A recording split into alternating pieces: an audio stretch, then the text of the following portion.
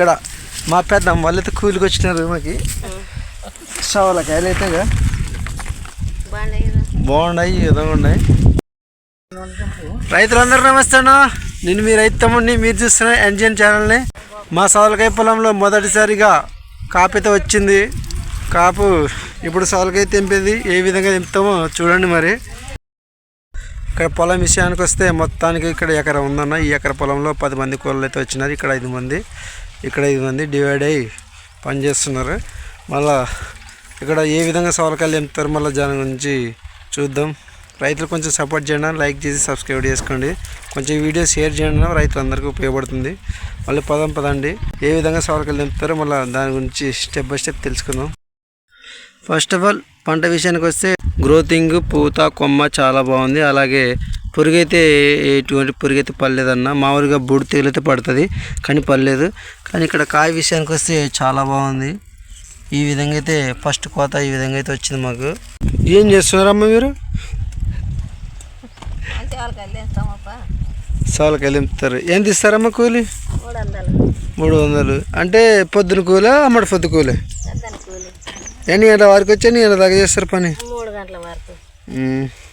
ఇక్కడ కూలీల వాళ్ళతో మాట్లాడుతుంటే ఇతర వాళ్ళు కూడా కానీ టీం డివైడ్ అయినారు ఇక్కడ పని చేస్తుంటే.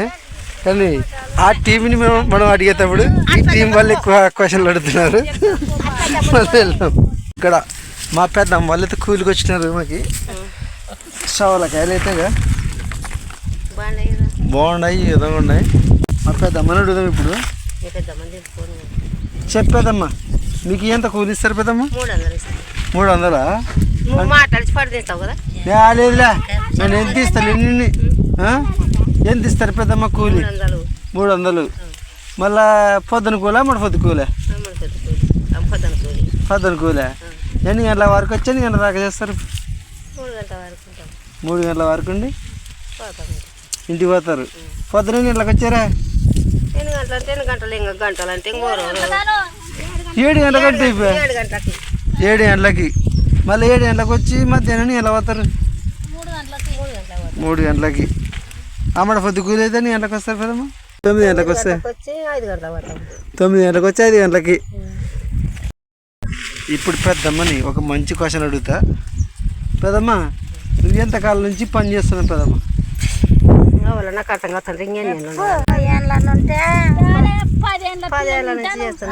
10 నుంచి చేస్తున్నావా? మళ్ళీ ఈ పని వదిలేద్దా వేరే పని చూద్దాం అని ఎప్పుడన్నా అనిపించింది పెద్దమ్మ? అనిపించలేదా? ఏమి పెద్దమ్మ? ఈ పనే ఈ పని తప్ప మీకు ఏ పని తెల్లదు. మళ్ళీ కూలి పని చేస్తున్నా పెద్దమ్మ, మళ్ళీ ఏమనిపిస్తుంది నీకు కూలి పని చేస్తుంటే? అంటే తిన్న కాటికి ఉన్న కాటికి చేసుకున్న కాటికి అనిపిస్తుంది. రైతు పని ఎట్లుంటుంది? ఇదే పని ఇంకా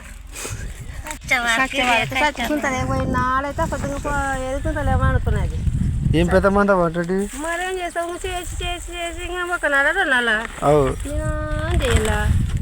ఒకనాడు కుంటువన్నీ కదా ఇది ఇక్కడ పండుకునేడానా. మళ్ళీ వేరే పని చూసుకుంటే వేరే పని ఇంకేం పని? మరి రైతు కష్టం అంటే చేసుకున్న కాటికి తిన్న కాటికి ఉన్న కాటికి అది ఉండడం.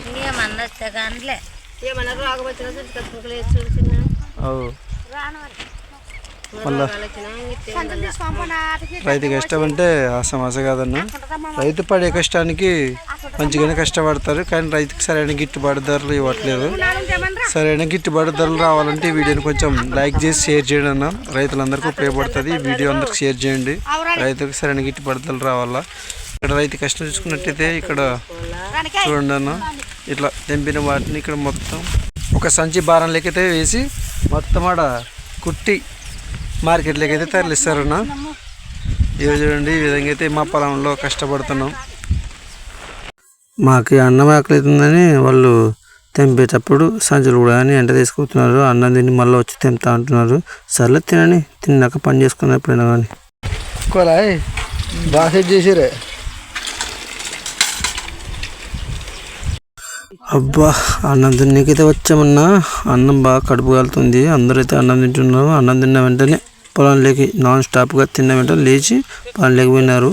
ఇంకా వాళ్ళ చూడాలి అప్పుడు తిన్న వెంటనే అన్నం తిని పని చేస్తూ ఉంటే వాళ్ళ హుషారు వాళ్ళు పని మాత్రం సూపర్ జరుగుతుంది. ఇక్కడ సోలకాయలు చూడండి అన్న, సోలకాయలు మనం కుట్టుకునేటప్పుడు ఒక సంచికేట పెద్ద బోరకి వేసుకొని ఇట్లా కుట్టుకోవాలా, తర్వాత పైన గడ్డి వేసుకోవాలా, లేకపోతే మనకి మార్కెట్లో అంత మంచిగా డిమాండ్ అయితే ఇవ్వరన్నమాట ధరకు కూడా. అందుకే మా అన్న ఈ విధంగా అయితే కష్టపడుతున్నాడు. మా అన్నయ్య పేరు శేఖర్. వైరు దారం తీసుకొని ఇట్లా కుట్టడం అయితే జరుగుతుంది.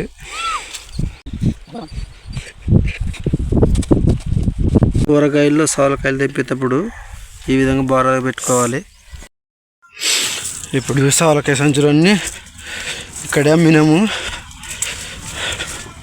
ఇప్పుడు ఇది ఎత్తుకోవాలా, మా ఆయన ఎత్తుకోలేడు, నేను ఎత్తుకోవాలా. పట్టిన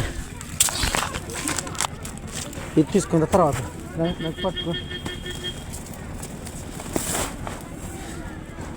ఊగా అన్న తిప్పంతే దూరం తీసుకుంటా. సవలకాయ సంచుల భుజాన్ని బట్టి మోస్తా వెళ్ళిపోతుంటే సుక్కలు అనబడినాయి. మొత్తం అట్లా ఎకర పొలంలో 10 సంచులు నాన్ స్టాప్గా ఎకరం మొత్తం పొలంలో ఒక్కో సంచి 50 నుంచి 70 వరకు కేజీల బరువు ఉంటుంది. ఇప్పుడు ఈ కాట పెడతాం మేము. ఈ కాట పెట్టి ఆడ వచ్చిన ఆటకైతే ఎత్తాము ములుగు వరకు. ఇదిగో కేజీలు చూస్తే 62 కేజీలు వచ్చింది, 360 గ్రాములు వచ్చింది. ఇదిగో ఇట్లుంటుంది. ఇవన్నీ ఇప్పుడు మేము కాటా వేసి అక్కడ బుల్ వరకు అయితే పంపిస్తాం కర్నూలుకి. వాళ్ళు మాకు వెంటనే ఇక్కడే చేను కాడ మినాం కాబట్టి మాకు డబ్బులు అయితే ఇస్తారు.